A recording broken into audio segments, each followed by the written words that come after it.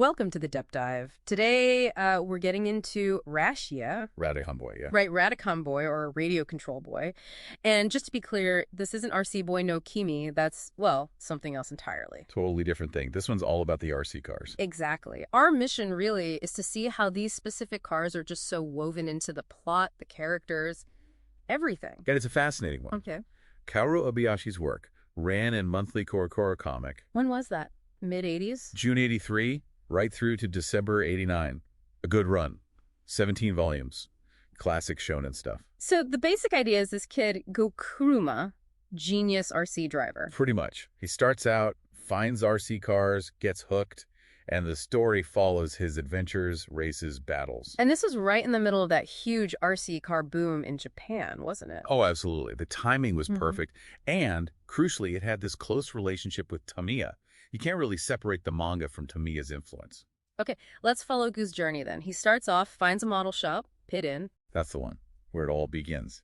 And he gets his first car there. The Tamiya Wild Willis Buffalo. Yep, his trusty starter machine.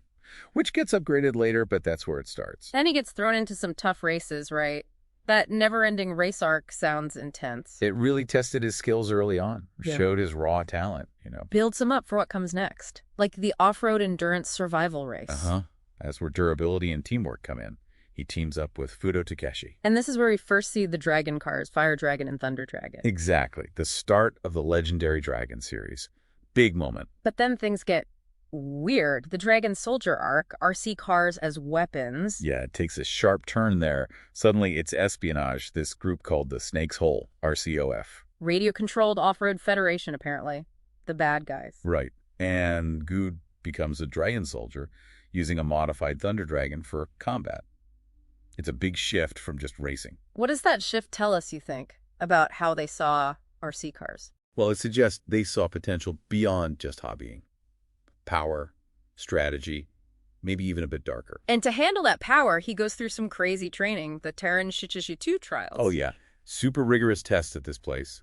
Zenkoku Moke Shandan, like the Gikichu skill ball battle and Ri-Chu-Chu the Dragon Path battle. All to earn the right to properly wield the Thunder Dragon in combat. Pretty much. It sets him up for the final confrontation. Against Michael Hammer, U.S. Marine RC junior champ. Sounds formidable. He was, and his approach was totally different.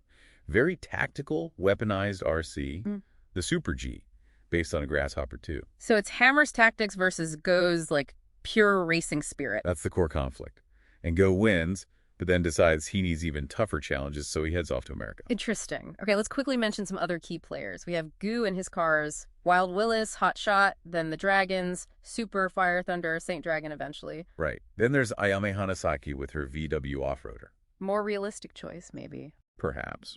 You also had Masaru Tenma Buggy Champ, Subaru Brat. Genkido had a Cheetah 4WD custom, loads of others, like Ipatsu Onigawara with a Mighty Frog, Jinji Okida's Pajero. Ropikimura Hinamoto's Hornet Rolling Thunder. He gets a Super Dragon later, too. He does. And Jin Horyu, another rival, also pilots Dragon machines. It really becomes centered on those special cars. Let's zoom in on those Dragon series cars, then. You said they were original manga creations. Crucially, yes. They weren't existing Tamiya models at first. They came from the manga with unique abilities, and then Tamiya made them real. Okay, so the Super Dragon came from a wood carving and had the dragon run. When it calls the wind? Yeah, that was its thing. Later given to Rikimaru, Tamiya released it as the Super Storm Dragon. Then the Fire Dragon, red, fireball run when the soul roars.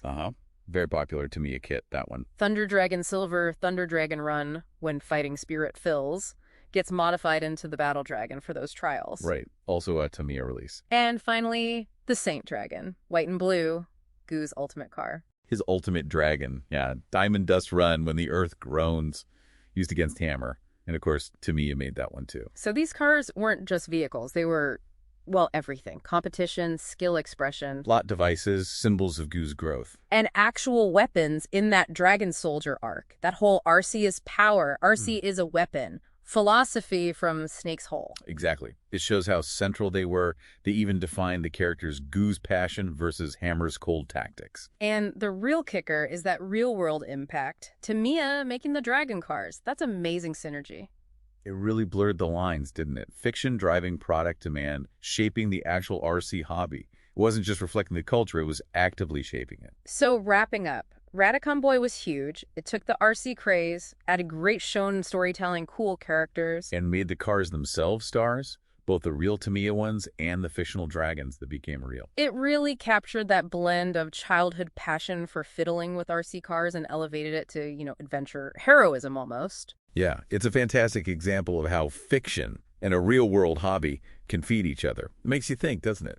About what? Well, what other niche interests, other hobbies out there might have that same kind of narrative spark hidden inside them, just waiting for the right story?